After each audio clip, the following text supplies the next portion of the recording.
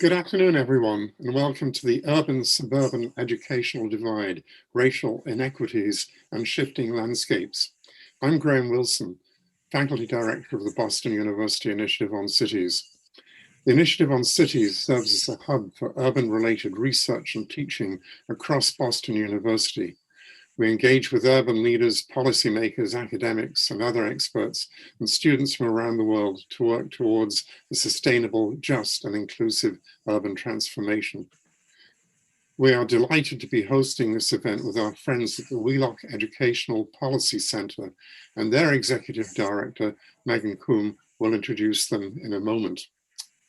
Before introducing our moderator and panelists, I'd like to add that this event is the final event of the academic year in the Race, Place, and Space series. The series explores many topics around the racialization of place and the spatialization of race, and is a partnership between the Initiative on Cities, the BU Arts Initiative, and BU Diversity and Inclusion. You can learn more about the series at bu.edu/ioc/RPS, but you will be able, I think, just to go to our website and figure it out from there.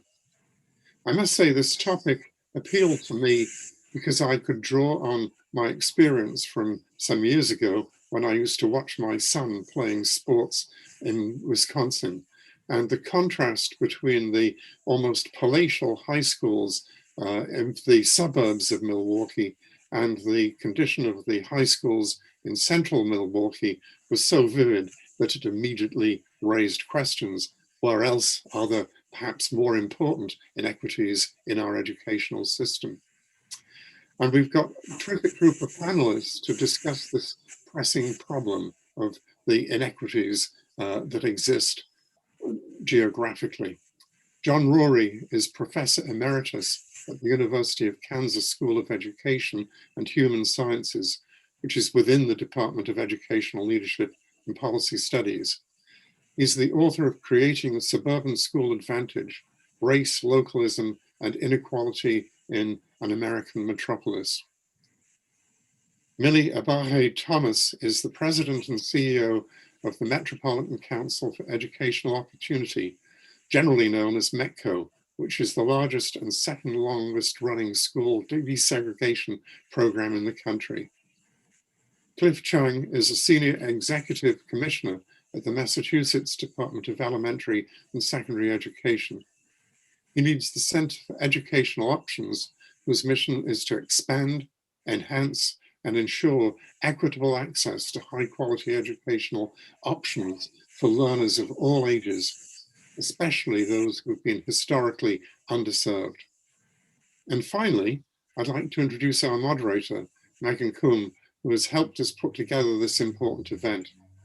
Megan is a BU graduate and the Executive Director of the Wheelock Educational Policy Center. Megan's previously worked for the State Department of Education and has taught in Boston Public Schools and in Durham, North Carolina.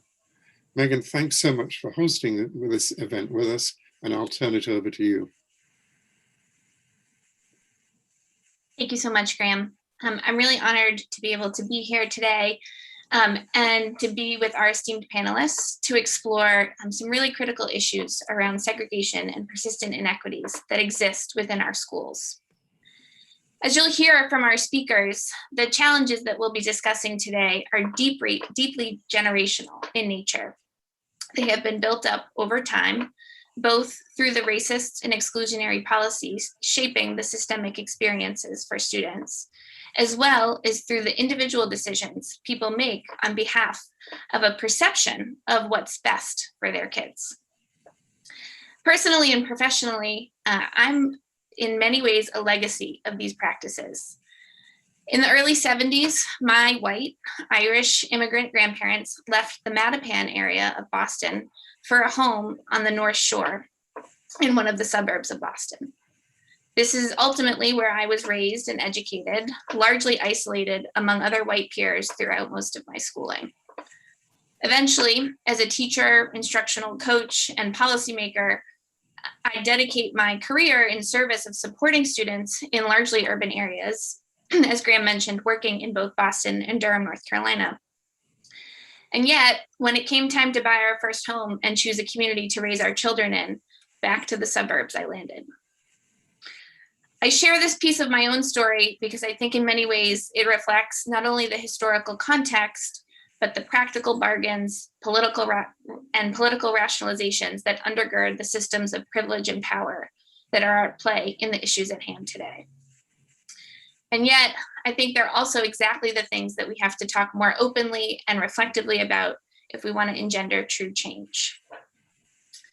So I'm going to start our discussion today with the very last line of Dr. Rory's book, which we'll hear more about in a moment, which explores the themes of race and place much more deeply, and will set an important tone for the conversation that we're setting forth to have today. But in the text, he says, hopefully, this book and other studies can play a role in stimulating conversations about the situation, which has created the most significant and persistent problems of educational inequity in the contemporary United States.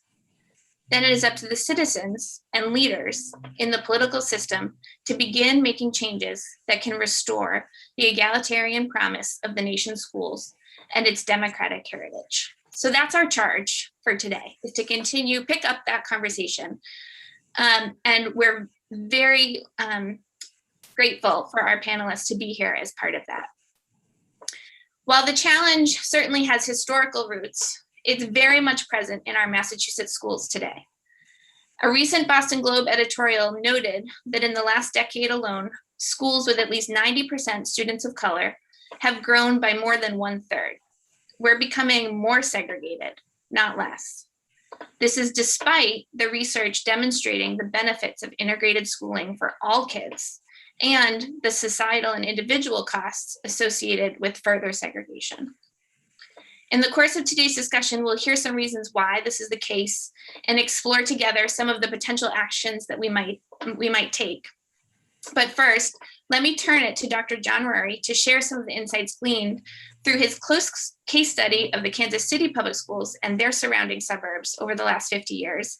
And he's also graciously helped put that conversation in the context of the Boston metro area. Dr. Rory, will you join us? Absolutely. Thanks so much, Megan. Yeah, just to start off, I'll start with some autobiography also. I grew up in a small town, but I worked for a long time in Chicago, and that's where I lived in New York also. Drove a cab there for a while, but so that got me interested in urban education and urban inequality. I should say that my two sons are both graduates of Chicago public schools, and they've both gone on to become academics themselves. And I've worked with the Chicago schools when I lived there. So part of the problem of urban education in the latter 20th century, to understand it, you really have to look at the metropolitan context. And that's what sort of led me to this study, which has to do with the rise of suburban districts.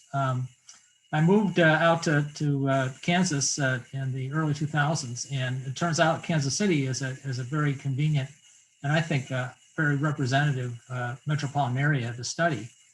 The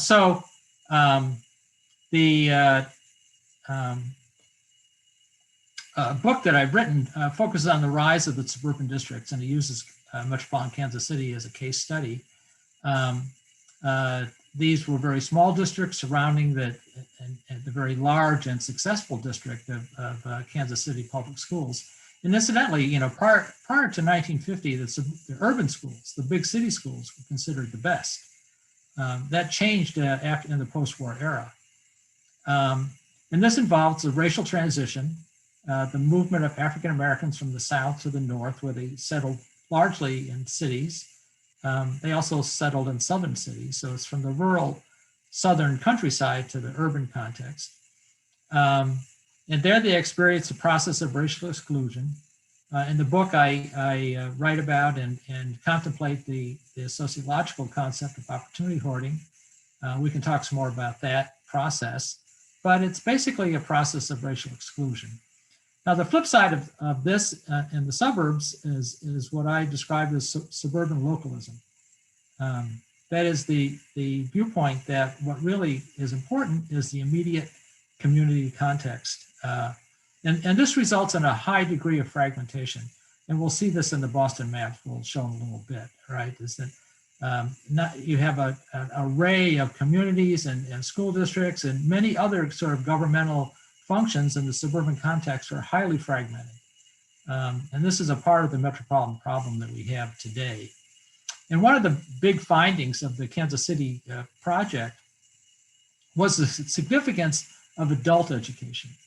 It turns out that in addition to racial distinctions and income distinctions and poverty and so on, one of the most important factors in the urban landscape regarding education is the geospatial distribution of highly educated adults. And what we found in Kansas City was that there were certain suburbs that were sort of magnets to people in this education category with a bachelor's degree or greater. And these turn out to be the high performing school districts. And it really makes a lot of sense when you consider that the primary determinant of school success is family background, and parental education is a very important, perhaps the most important factor in that determination also. So we have what, in the end, what we have is what I described in the book is pockets of concentrated advantage and pockets of concentrated disadvantage as a consequence of this historical process. So the book has all kinds of maps charting this process in Kansas City. And as Megan mentioned, I took a little time to create some maps of metropolitan Boston, and maybe she can put those up for us. Okay, so there's the first slide. And these data are from Social Explorer. So here we have Metropolitan Boston school districts in 2019. This is from the American Community Survey data available through the IPMs. This is through Social Explorer, actually. And so this is poverty, right? And so we can see, I don't know if you can see my cursor, but good. Megan will do that for us, I suppose. But so we see these darker areas, the reddish areas that are concentrated in Boston, right? And those are the areas of high poverty. And we can see that there's some of them that are approaching 50% or more households or family income levels below the poverty level. That's a case of what William Julius Wilson calls concentration effects, where you have whole neighborhoods of people who are underemployed or unemployed, living at a very subsistence level, not a lot of resources within the community for families or children. And of course, the school districts, the local schools rather, feel the consequences of that directly. If we look at the outer areas, that outer ring, we see large pockets with virtually no poverty or very, very low levels. And that's sort of the opposite end of the scale. So if we look at the next slide, we see the African-American population, and it maps onto the poverty very closely, right? So you see the African-American populations, again, highly concentrated within the city of Boston in much the same areas as the poverty. So one sort of takeaway from this is that poverty is highly racialized in the latter in the 21st century. And it actually has been this way for 30 or 40 years. If we looked at a map from 1990, it wouldn't look much different. So this is sort of a structural feature of the metropolitan landscape that was more or less created in the post-war era and has persisted. And of course, this is one of the big takeaways from the book, and the passage that Megan quoted is making reference to this very persistent pattern that we have structuring metropolitan areas, not just Boston or Kansas City, but most large metro areas in the country look like this: highly racialized, highly concentrated poverty. So we go to the next slide. Okay, so this is sort of the flip side, right? This is adults with bachelor's degrees or higher, right? And so here I'm highlighting that feature that I'd mentioned in Kansas City, where the adult education is so important. Now, again, if we can look at, you can see sort of a ring that forms around the very outer edge of the metropolitan area of very red, right? High levels of education. And in the center, where we have poverty and the highly concentrated African-American residential areas, we see relatively low levels of people with this level of education. So this is another dimension of the inequality in terms of resources. And we can call this cultural capital, right? And we can go to Pierre Bourdieu, and he will actually tell us that formal education is a very important manifestation of this aspect of social life, right? So, so this is sort of, and we go to the next slide, is even more clearly demonstrated. So this is, see, one of the problems of looking at adults with bachelor's degrees in greater metropolitan Boston, it's an area with a high level of education in general, right? So if we look at master's degrees, it really stands out much more vividly in many respects. See, so we see that outer ring of suburbs. I mean, it goes in so far as we can see in, we can see Brookline, right, which is a very sort of an inner suburb, but it's sort of a special suburb, right, and very high level of education. But then you go to the west and around to the north, you've got that ring. Actually, I don't have the maps here, but I went back to the 1970s, and you could see a very similar pattern.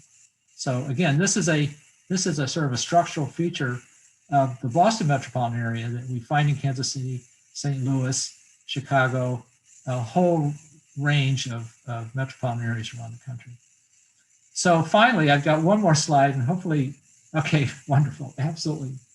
I wasn't sure I could do this, but Megan managed to do it. So this is from the real estate website Niche. And one thing that this website does, but other real estate sort of companies do, is that they rate school districts, right? Because that's a very important factor in the way people decide to live. And again, you can see the ones in green, they're A+, and these are the districts that are in that outer ring that we were just talking about. We just saw with the dark red in terms of high levels of adult education. And of course, if you look at Boston, we don't see that, right? But we look at Brookline, Newton, Wellesley, Weston, right? These are these highly educated suburban ring communities that are boasting the best schools, which of course draws more families with those characteristics to those areas. So this is the general pattern of inequality that we have in Boston, metropolitan Boston, but in metropolitan areas around the country, and it's the big problem that we have in terms of educational inequality along racial lines, along income lines in the United States today. So I hope I'm still on time. You are, John. We're doing great. And actually, while we're on this this last slide, I'm going to take a question that came in the Q&A and connect it to a conversation you and I had in advance about, this slide is showing what seems like objective ratings about quality of school district, but is actually, quite subjective and like a marketing standpoint for real estate in the state. And one of the questions that came in that is particularly, I think, pertinent in Massachusetts, where we have a lot of local boundaries. We have over 400 districts in a pretty small state. So we have physical boundaries along town and city lines. But then even within that, we have residential zoning.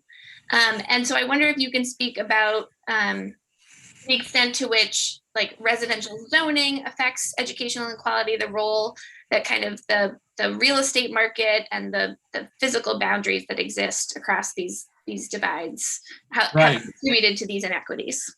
Yeah, so again, I didn't write the book about Boston. It would be fascinating. We should do it.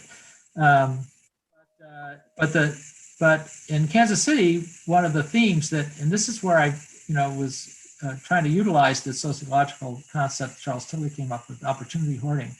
And it gets used in a number of different contexts, but I think it applies. And Elizabeth Anderson, in her wonderful book, about integration, the imperative of integration, highly recommended book. But one of the keys to opportunity hoarding in this kind of geospatial context is boundary constructing boundaries. And this is where the zoning, this is where the district boundaries come into play, and the criteria for students or families moving across these boundaries from one place to another. And this is also the idea of localism, right? Because suburban communities have historically resisted. I mean, there was a whole movement in the 60s and 70s to create metropolitan-wide policies and to kind of break down these barriers, which suburban communities resisted vigorously because of, sort of following this idea of localism, right? That what needed to be preserved was their immediate community, its independence, its sanctity, its sort of comfort level of ease of communication and knowledge, so in the book I write about how suburban districts really resisted consolidation very vigorously, but there's a parallel process that occurs with community boundaries, water districts, libraries, a whole range of services, which, from the standpoint of efficiency, would make great sense to consolidate those authorities, but it's resisted historically with great effectiveness. And so what you're describing in Metropolitan Boston exists in most areas. We've got good friends that live in Naperville, Illinois, and one of them works in real estate. And he's always complaining about we have this overlapping authorities with all these different facets of life. And my answer is, well, welcome to the suburbs. I mean, it's like this everywhere. And so this is localism, where the concept of localism comes into play. But it has the effect of making any kind of sweeping reform process very, very difficult. Well, I think that's a perfect segue to open up to our other panelists on the call. I'm going to stop share and invite Cliff and Millie onto the screen, if you wouldn't mind joining us. And while they do that, just a reminder to our audience participants that you can submit any questions for our panelists through the Q&A feature. And hopefully, as you've seen, I'm going to try and work them into the conversation over the next 40 minutes or so. So first, I want to turn Cliff and Millie just to invite you to share some reactions to John's presentation, or anything that jumped out to you based on the unique perspective and experience that each of you hold. And if nothing else, what questions does it leave you wondering with that, maybe we take up and explore together as a panel? And why don't I move to you first, Millie? I was going to yield the floor to Cliff, but thank you, everybody. Nice to be here with you this afternoon. Here from Boston. In terms of a little bit about what they said at the beginning, for those of you that don't know MECO is also the largest school desegregation program that's voluntary in the nation, voluntary. So I say that specifically because I think that really resonates with some of the things that John said. Right now, we send 3,200 students from the Boston office to 33 suburban communities. Each and every single one of them that was in John's map with an A+ is pretty is one of our MECO districts. Out of the 33 that we serve, they're all pretty much A+. So when I think about what you were talking about, John, in terms of opportunity hoarding, yes, this is part of what happened, around the Wright flight when everybody left and went to other communities so that they can keep those resources and those taxes and that control in those community systems. But one of the things that I think about in terms of MECO is that the key for MECO is that it's a voluntary program. And I say that because that's a very important distinction. When the MECO program started, it started because the suburban people who left these communities in Boston and moved out to the suburbs and realized that there was something that was missing in their communities. And although they moved out, they made a conscious choice to start the MECO program. This began in Brookline, Massachusetts. It was the school committee chair that was a white male from Brookline, came and talked to an activist here in Boston, Ruth Batson, one of our founders, who was really fighting educational system here in Boston and fighting the school committee here in Boston. And she took that in, then he saw what she was doing, talked to her and said, well, we have open seats, we have resources, we have space. Why don't we bring some of the students from Boston into the community? And that is how the MECO program was birthed in 1966. Shortly after that, other communities joined.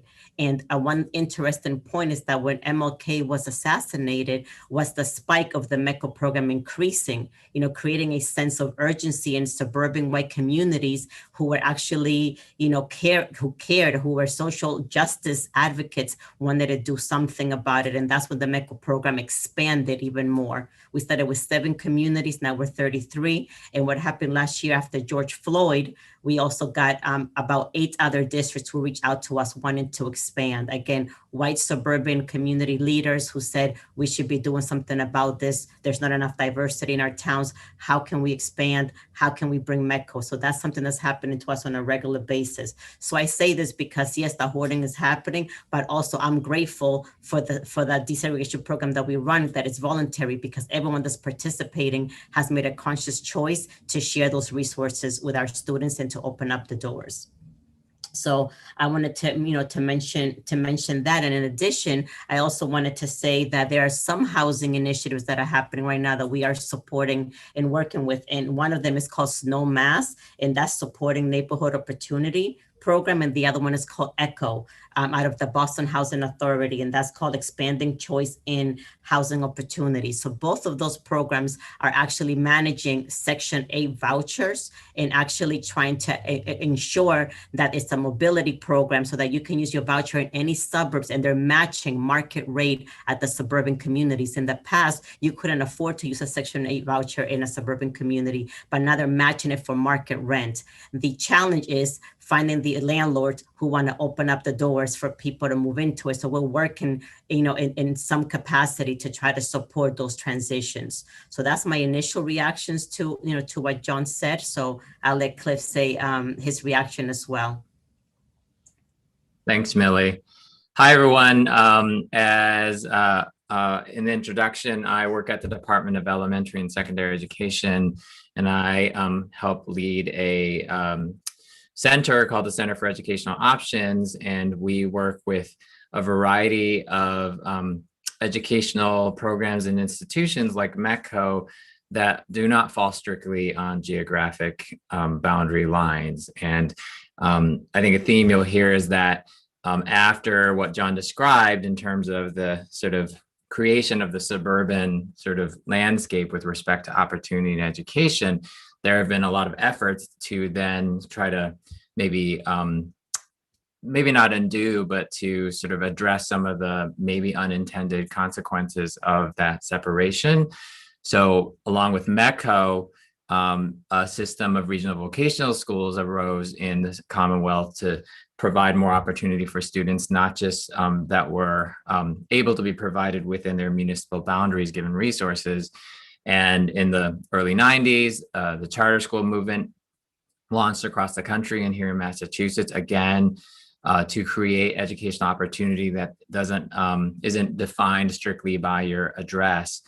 And we have an interdistrict school choice movement or initiative here in Massachusetts, all of which have their own sort of complexities, but all of which I think grew out of the fact that the zip code assignment educational opportunity that you get based on where you live may not always meet everyone's needs. And as Millie described, maybe communities are looking for other sort of opportunities to broaden perspectives and address maybe some of what was lost because of this sort of separation that has occurred in our educational system. So my team works very hard to create these opportunities, to make sure they're high quality, and to address the equity issues around access to these opportunities, because in some ways, the resource divide, I think John said earlier, pockets of advantage versus pockets of disadvantage can also then be recreated within some of these systems in terms of access to these alternative systems. So we, I think, have to be intentionally on guard for making sure that we are equitable and making sure resources reach everyone. So those are my initial thoughts. Well, I'm gonna, Millie, there's a lot that I want to come back to in your opening, but Cliff, since we're with you, I'll start by posing a question that picked up on where John left off around the issues of localism and some of the tensions that arise, I imagine, particularly in your position, looking across the state. And navigating tensions that exist within local communities and honoring the decisions and choices and resources within that local context, but also trying to think about the global systemic opportunities that our students have. And so whether it be with the Voc Tech work or other initiatives that you've run, can you give an example of how you've seen that tension play out and ways that you've worked to kind of engage in productive conversation when those issues come up? Sure. I mean, I think the whole issue of local control has been front and center this past year during the pandemic, in terms of times when people want local control or times when people want the state to actually mandate certain things for public health or other reasons. And I think that tension is always on sort of in the mix, especially when you're talking about regional or statewide educational options that might straddle communities. And especially, I think it's not a secret that when money changes hands, or when control over money changes hands, that is when tensions are highest. And there is always a debate about who gets to decide where money flows. But we have a education finance system that does at the state level guarantee a certain amount of resources by community, while at the same time honoring local communities' investments in education that they might want to make differentially for their own citizens. But I think one example of how this tension plays out is the advent of our virtual schools. Pre-pandemic, back in around 2010, Massachusetts is often cutting edge in terms of educational innovation in many sectors, but hasn't always been first in line around virtual education. But under the Innovation Schools Act, which was signed into law by Governor Patrick back in 2010 as part of the act to close the achievement gap, I believe, a larger package of education reform, which was dubbed sort of the second ed reform major omnibus legislation compared to 1993's Massachusetts Education Reform Act.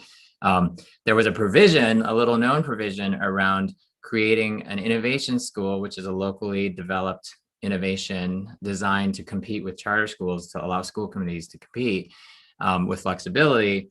There was a provision to also run a virtual school, and a entrepreneurial school committee opened one, and then kids from across the state began to attend, as did their tuition. The tuition followed them, and there was no choice in the matter on the part of those districts in terms of the money flowing towards this one school committee and one school district. And as a result, the legislature acted and passed another law, the Commonwealth Virtual Schools Act, which then defined the fact that if you are going to take kids from other districts, it has to be approved by the State Board of Education and cannot be approved by a local school committee. So that's just one example of the tension of state and local control that's always at play. Charter schools obviously invite that tension. And right now, vocational schools, though often formed by regional agreement, there are rules of the road that the state might have purview over compared to local policy setting. So it's always a balance because some of our greatest innovations, I think, come from local leadership. But I think the state, as well the federal government, has an obligation to look towards equity and ensuring that there's a fair as possible landscape for all students. John, I wonder if there's anything more that you want to add on this topic of localism, particularly if there's, success or strategies that you've seen, that find a balance between those locally defined boundaries and kind of what might exist outside of them, and where, if anywhere, that divide is broken down. Well, I don't have success stories. I have problem stories. So, it's inspiring to hear Millie talk about METCO and what they're doing.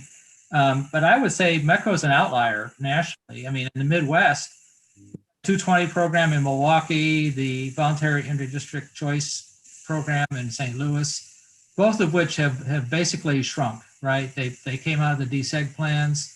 And ultimately, the suburbs were persuaded to participate in these, partly by the threat of desegregation in those cases. But they dragged their feet, right? They resisted it, and in Milwaukee, in St. Louis, at the high point in the late '90s, you had 14,000 kids from St. Louis attending suburban districts, but that's really, then there was pushback, and in the state legislature, it kind of switched it, to this, or in Milwaukee, it became a open enrollment kind of deal without transportation. Once you take the transportation away, it's extraordinarily hard for people in the inner city to participate in these type of programs, and the perception of suburban hostility is very real. For particularly among African Americans, and that's also a theme in my book. So it's hard to point to successful cases. In St. Louis, that whole incident, not so long ago, when the Normandy district lost its accreditation. In Missouri, when losing the state accreditation could trigger an opportunity for students to go elsewhere. Well, both in Kansas City and in St. Louis, that led to this severe reaction on the part of suburban whites, to the idea of large numbers of African American students coming into the district, not small numbers, large numbers. And I wish we could point to some good examples and stories. I just, haven't seen that. I think METCO is probably one of the best. Well, I'm sure Millie appreciates that. Millie, let me jump to you and maybe try and connect to what John was just mentioning. I think, you mentioned at the top that there's been a few points in the METCO history that you've seen, some interest in expansion. One around the murder of Martin Luther King, and then another recently after the results of last summer and the George Floyd murder.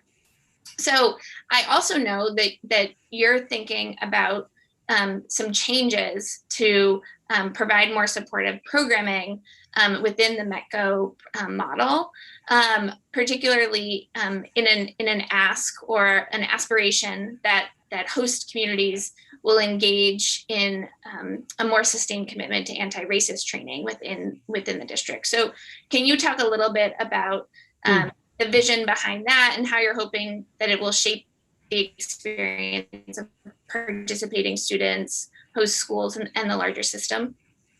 Yes, absolutely. And thank you for that shout out, John. Yes, we definitely can do better. But I think we are an example of, communities making a voluntary choice to open up their doors and accept their students. But I call this next phase METCO 2.0. That's what I'm referring to. Like, what is the next phase of METCO? Yeah, I think for 55 years we've been existing, and we've been transporting students from one community to another. We've been integrating in small numbers in some communities, and some communities are larger depending on their allotment. So that has been happening. But, when I came into this job 3 years ago, I'm also a METCO mother.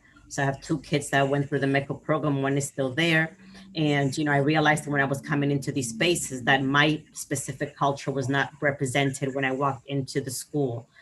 For example, whenever my kids took Spanish, because, I speak Spanish, but you know how it is when you grow up in this country, sometimes you forget to pass it down to your children perfectly. So I told them that was a requirement.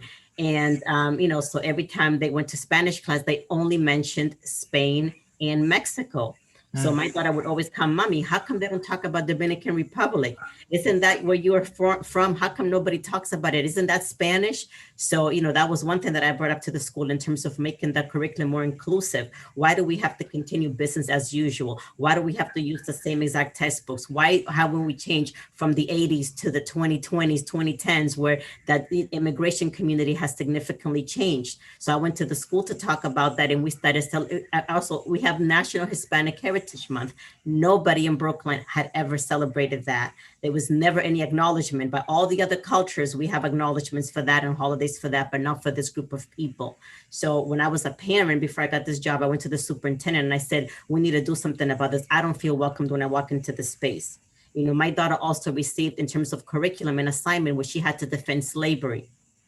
So half the class had to defend why slavery was good and the other part why it was bad. So we found her at our home in her room one day doing this homework assignment, really pensive, and like just kind of stuck. And my husband, he's an educator, and he passed by the room. He's like, "What's the matter, honey?" Well, I have to defend slavery, and I don't really know, what I'm gonna do, what I'm gonna say about it.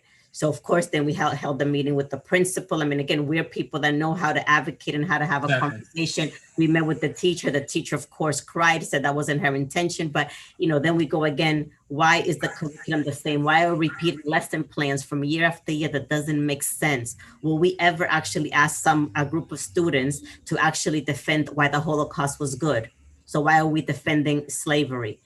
So in terms of that commitment, Megan, that's when I came in as a parent, and my experience with my own children. I was like, we cannot exist as the MECO community and just exist, continuing to bring kids in. There has to be a higher level of commitment from our towns. And that's what I wish that we can do for the MECO program. And in terms of what Cliff said about, the local control and then the state control, I battle with that regularly.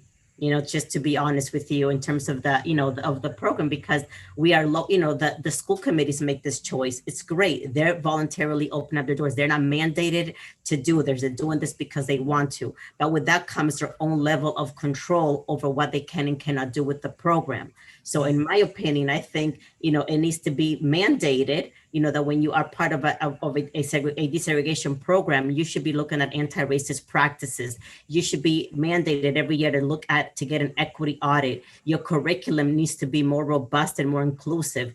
Everybody should have restorative justice practices, and everybody should have a goal of diversifying their staff. So for me, that is a minimum expectation of a MECO program. That's why I call it 2.0, because we've existed for these years and we've expanded and we've been present. But where's that welcoming component has to be reflected in all of those things that I just finished mentioning. So that's when we developed this past year after George Floyd. We made a public meeting in Boston where all the superintendents came out, and we made a public statement to be anti-racist and to really stand up against racism. Immediately after that, school committees adopted anti-racist practices. They started hiring DEI directors. They started, we have our first two, I think it's the first time in MECO, Cliff can correct me, where we have 2 incoming superintendents that are Black males. I mean, I don't think we've ever had 2 superintendents of color in the MECO history. And one that we had, something happened there, and that didn't last too long either. So, when we talk about these commitments, that's what I would like to see happening from programs like ours, that, if you're a MECO community and there's 33 of us, you have to be better than the town next door who didn't make a commitment to integrating their schools. So that's what I would like to see happen. But again, this comes with local control. And there's only so much that, that we can make people do. But we have been having these meetings. I've met with superintendents. I've met with MECO directors. We've had a leadership retreat. We've introduced the plan. And many, many people are raising their hands and saying, yes, we want to be part of this journey. Some of them are in a training that we're facilitating right now on equity improvement cycles and looking at problems of practice. A handful of them got equity audits already. And a whole bunch of them have hired a DEI director. So that's why I call it the 2.0. But, I would like to move it at certain kind of speed. Cliff knows I always talk about the speed. I'm like, I wish we could just say, starting next year, everybody got to do these 3 things. But that's what I think needs to be the commitment to a MECO district. Appreciate that. You sharing your experiences, Millie, and the advocacy that you're having to do both on behalf of your students and all of our students. So just thank you for that. I think, building off of that point, so much of the METCO program is a response to kind of the system failure, right? That in many ways it's an intervention that is serving students. But John, you also note in your book that models like METCO are often one-way integration, right? And so the system itself is still perpetuating inequities that, as often and as profound as the work is around these interventions, thinking through systemic change is really where we're trying to shift the conversation. So I'm going to open this up to any one of you to answer. Maybe I'll come to all of you. Kind of connecting 2 points. The first is the COVID-19 pandemic of this year has obviously created a level of disruption that our schools have never quite experienced. And as district leaders and state leaders think about kind of building back better in the context of not only the experience of this past year, but also within this moment of racial reckoning, Millie, that you've highlighted, and what that is meaning for our schools and students right now. I wonder if there's opportunity. And I want to read a quote, John, from your book. Towards the end, you end with a little bit of a dim prospect for change. And you say that to overcome the race and place-based inequities in our systems, and I'm quoting you here, a social and political movement of momentous proportion is necessary to realize meaningful progress.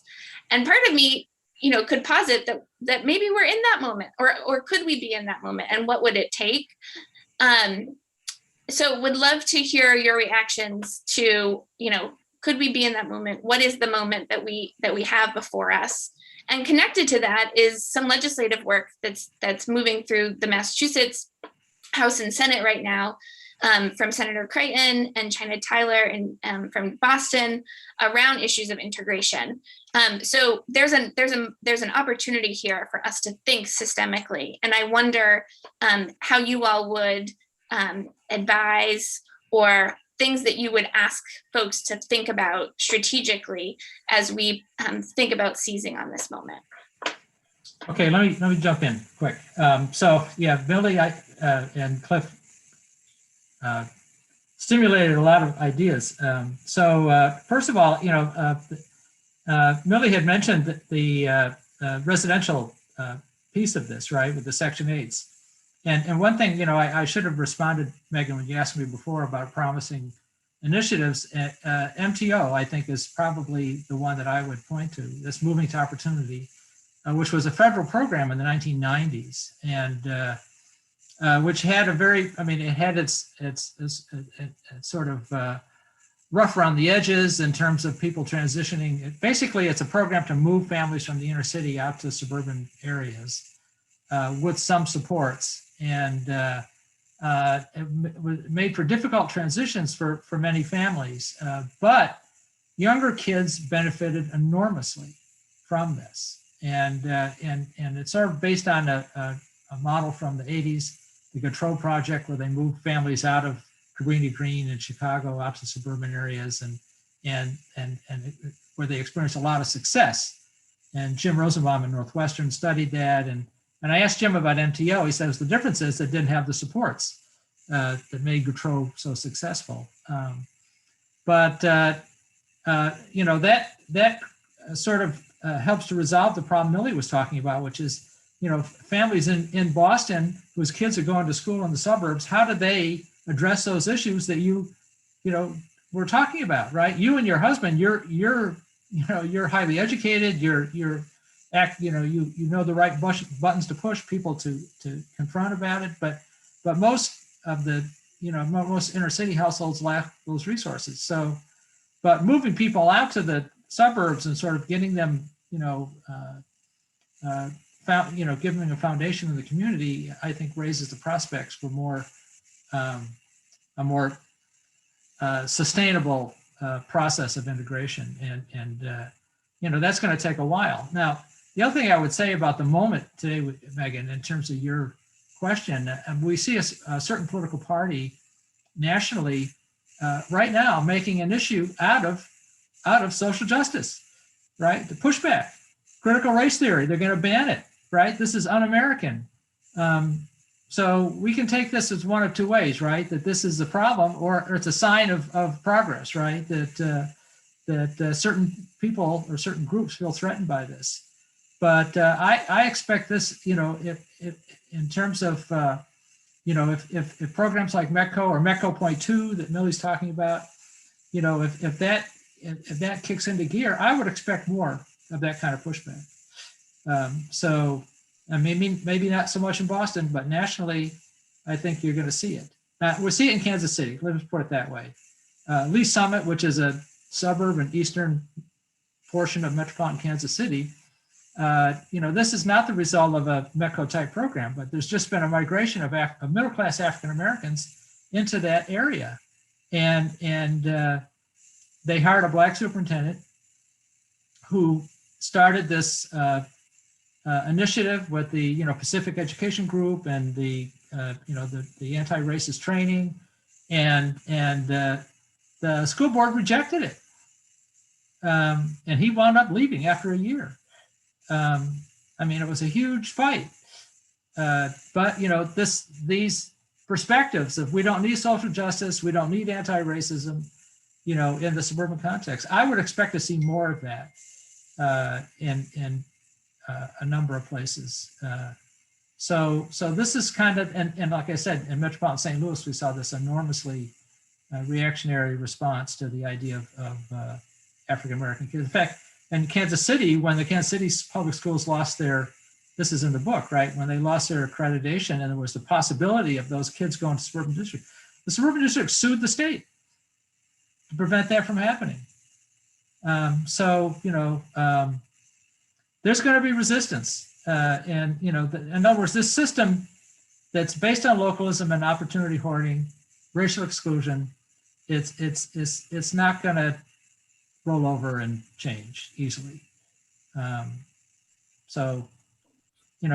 think a gradual process. I mean, the other thing about METCO, it's wonderful, but when the 220 program started in Milwaukee, it was very similar. Howard Fuller, who was the superintendent of schools in Milwaukee at the time, critiqued it by saying this is the easy program for whites to accept, right? In other words, they get to say, we'll admit some students of color to our program, limited numbers, right? And then we can say we're diverse, right? We're giving our students, in other words, it's sort of like it's a curricular asset to them. We have a diverse school. Our students get that diverse experience because they have, a couple dozen or, 40 or 50 African-American students in their school now. But as you say, in terms of real, awareness and curricular change and cultural diversity and so on, it's very limited. So John, let me interrupt. Questions. Yeah.